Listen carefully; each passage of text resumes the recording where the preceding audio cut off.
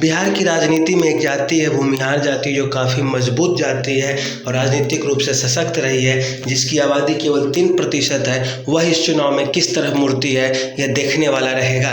यह जाति क्या लालू के लालटेन की तरफ जाएगी या नीतीश के तीर को अपना हाथ लगाएगी या भाजपा का कमल खिलाएगी, यह सोचने वाली बात है। ऐसा इसलिए क्योंकि इस जाति के जो बड़े बड़े नेता हैं वे सभी जातियों में हैं, चाहे वे अखिलेश प्रसाद सिंह कांग्रेस के हों या लोजपा के अरुण कुमार हो या सूरजभान सिंह हो या भाजपा के गिरिराज सिंह और अभी विजय सिन्हा हो जो पूर्व स्पीकर है, या दूसरे शब्दों में कहें तो अन्य जो तमाम राष्ट्रीय जनता पार्टी के आशुतोष कुमार है जो भूमिहार ब्राह्मण पार्टी के ही अध्यक्ष है, उनकी तरफ रुझान होगा तो यह बड़ा दिलचस्प होगा। लेकिन इस जाति के सर्वे और आंकड़े यह बताते हैं कि नीतीश कुमार से ये जाति काफ़ी नाराज चल रही है और उसका कारण एक दो नहीं बल्कि कई है। जैसे अनंत सिंह को यह जाति अपना नेता मानती थी, लेकिन उसे नीतीश की सरकार में उन्हें आर्म्स एक्ट के तहत फंसा दिया गया, जिनका न्यायालय में चल रहा है केस। उसके अलावा इस जाति के लोगों के साथ भेदभाव करने और जातीय जनगणना के आंकड़े के पश्चात जो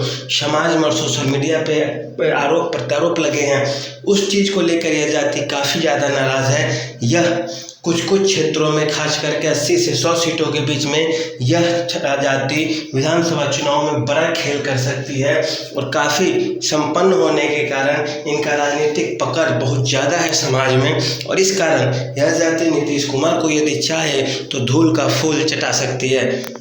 ऐसा इसलिए क्योंकि यह जाति जिसके साथ जाती है वही सत्ता में आता है। जैसे लालू यादव को मुख्यमंत्री बनाने में यही जाति ने अपना रोल निभाया था और लालू यादव को फिर से हटाकर उसके बाद नीतीश को गद्दी पर लाने में यही जाति आगे रही थी। इसके पश्चात अब नीतीश कुमार का ही विरोध ये जाति कर रही है। इसके बाद देखिए यह क्या तेजस्वी यादव को आगे करती है या चिराग पासवान को या भाजपा का कमल खिलाएगी।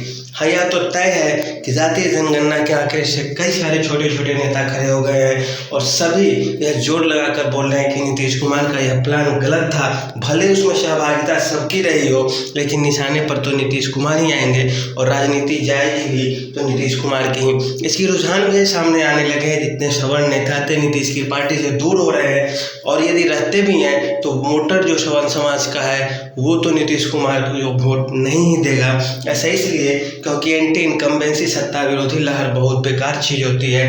नीतीश कुमार को इसे पार पाने के लिए समाज में घूम घूम कर लोगों को समझाना होगा और उनको बहलाना होगा, उनको अपनी ओर खींचना होगा, उन्हें अवगत कराना होगा समस्याओं से, तभी जाकर ऐसा कुछ हो सकता है।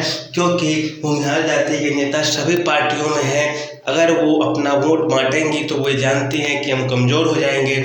इसी कारण जो वोट है इनका एक मुश्त होगा और जिस तरह से राजपूत समाज के लोग अभी वोट करेंगे ठीक उसी पैटर्न पे भूमिहार समाज का भी वोट जाएगा और यह 2-3 जातियाँ ब्राह्मण राजपूत भूमिहार तीनों एक तरफ मुड़ गई तो फिर बिहार में कई सारी ऐसी सीटें हैं, लगभग कोई भी पार्टी हो सरकार तो नहीं बना पाएगी और जिनके तरफ ये तीनों चारों मुड़ेंगे वो उसका एक मजबूत पकड़ हो जाएगा, मजबूत दावेदारी होगी और वो सत्ता में दाखिला ले लेगा। तो अब देखिए आशुतोष कुमार जो राष्ट्रीय जनता पार्टी के नेता है वे भी बार बार कह रहे हैं कि हमारे समाज के साथ नीतीश कुमार ने धोखा किया है, जातीय जनगणना के आंकड़े झूठे हैं और इससे हमें फिर से सर्वे कराना चाहिए। तो इस तरह के आरोप लग रहे हैं, खास करके नवयुवकों में और समाज में जो उबाल हो गया है उसे लेकर नीतीश कुमार क्या करते हैं यह बहुत बड़ी बात होगी।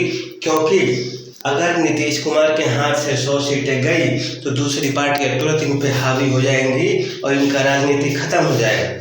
और ये कई बार भी देखा जा रहा है कि नीतीश की पार्टी से सारे बड़े बड़े नेता छोड़कर दूसरी ओर मूव कर रहे हैं। तो ऐसी स्थिति में देखिए नीतीश कुमार आगे क्या करते हैं और क्या होती है उनकी रणनीति। लेकिन हाँ, यह है कि यह समाज इनसे काफ़ी नाराज चल रहा है, उसके एक दो नहीं कई कारण हैं। तो देखिए कैसे कैसे सत्ता विरोधी लहर को नीतीश कुमार संभालते हैं या खुद को खाई में गिरा देते हैं। तो आज के लिए इतना ही, धन्यवाद।